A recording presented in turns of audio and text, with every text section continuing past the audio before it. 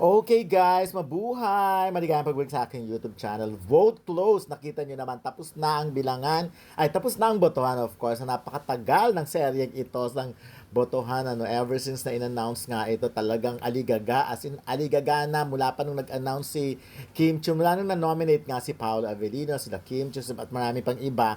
At nag-announce si Kim Chiu na sana ay si Paolo ang iboto. Talagang nag-campaign siya for Paolo at that time na dahil siya nga naman experience na ni Kim Chiu yun. So finally, it's over. Pero bago nangyari ang lahat, bago nakamit ang tagumpay na ito, talagang ang daming pinagdaanan. Makikita at nababasa ko at iba't ibang eksena, iba't ibang emotions, talagang buhos na emotion ng mga tao ng Kim Paulandia, talagang alam mo, minsan naantig ng aking damdamin. Ako na yung nakakaramdam ng awa sa kanila, especially mga senior citizen. Yung iba nakikita ko naman yung mga comments sila. Parang, there was a time na parang somehow, parang nagkakagulo, nag-aaway-away because nga ganito yung nangyayari, merong konting sisihan, merong accusation left and right. But of course, at the end of the day, syempre, ang aasamin naman, ang inaasam naman ng lahat, manalo si Paolo, yun pa rin ang nangyari. But anyways,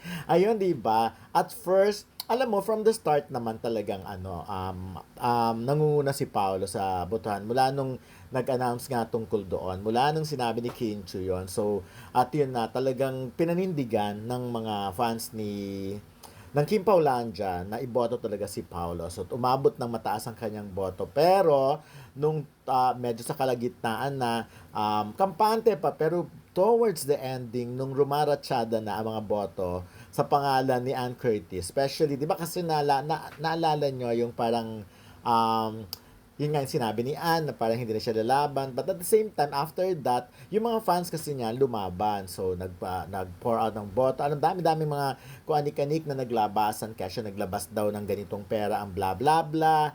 Kaya siya tumulong ang ganito. Ang daming mga tampo, ang daming nangyari. Kaya siya bakit daw sa Showtime ang kinampaign lang ay si Ann, hindi raw si Kim Chiu, yung mga ganun. Or, of course, hindi naman si Paolo Abilino ikakampaign na hindi naman parts ng Showtime si Paolo. But of course, ayun na. So, umabot na, lalo nung tumataas na si Ann Curtis, parang nare-reach niya na yung vote na pa 30 points, yung mga ganyan. So, parang kabadong-kabado na.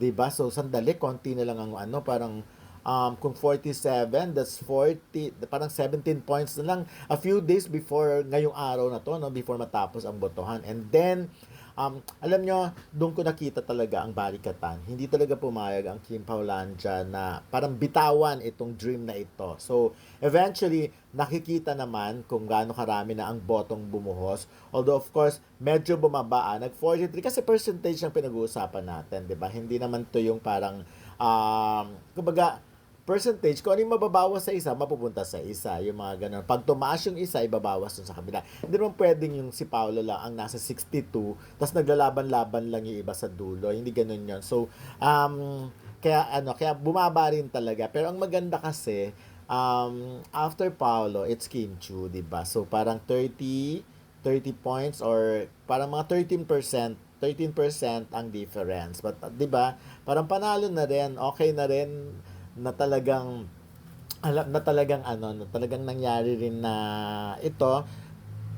Ako, believe ako to be honest, sa fans ni Kim Chiu, hindi talaga sila bumitaw. Talagang gusto rin nilang panalunin si Kim Chiu para nga naman makagawa ng history. Ako, I salute them, yung mga ganun Kimmers, no? Kaya lang, syempre, mas nananaig kasi talaga yung gusto rin ng marami dun sa kagustuhan ni Kim Chiu. Alam naman natin na wish ni Kim Chiu talaga para sa kanyang boyfriend, si Paolo nga, na ma-experience ang na-experience sila dyan sa, Seoul International Drama Awards. At yun nga, mararamdaman natin, ma-experience na yan. Alam mo, napaka-happy ni Paolo siguro at this point. Kaya lang sa akin na Paolo, pagka hindi naman assuming, pero syempre nakikita naman yung boto, pinopost naman ng Kim Paulandia, sana maging ma-appreciate niya agad-agad, kumbaga mag-release agad siya ng statement, thanking or pasalamatan agad ang mga Kim Paulandia para at least yung pakiramdam talaga ng mga fans ng Kim Paulandia, talagang sulit na sulit yung parang feeling na na-appreciate talaga ng gusto. So yung mga ganong tipo.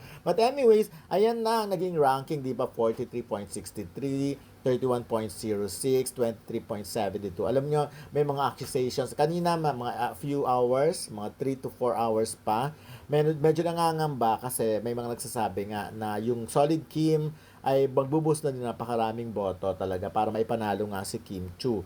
Sa tapos sabi naman, hindi naman papayag syempre mga fans ng yung Kim Pao talagang magbuboost din sila ng boto. Ano mo eventually, no, nawala yung kaba ng marami kay Ann Curtis ng prangkahan na mas kinabahan ng sila kay Kim Chu.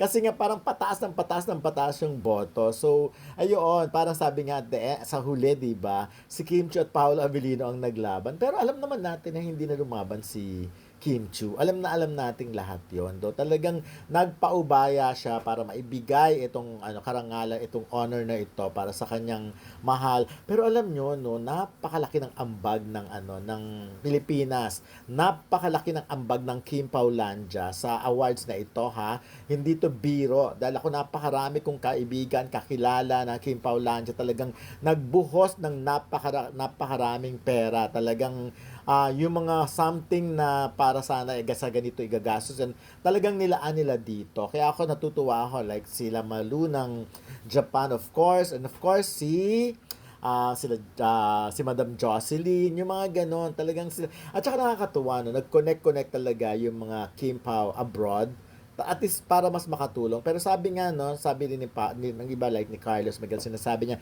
sana talaga yung mga boto talaga or mga perang pinadala ng mga fans sa abroad ng Kim Paulandia, sana talaga nagamit para sa botohan na ito. Anyways, ayun na, wagi na. So, abang-abang, ano kaya ang susunod na celebration? Ako, excited ako sa maganap sa AAM Mini.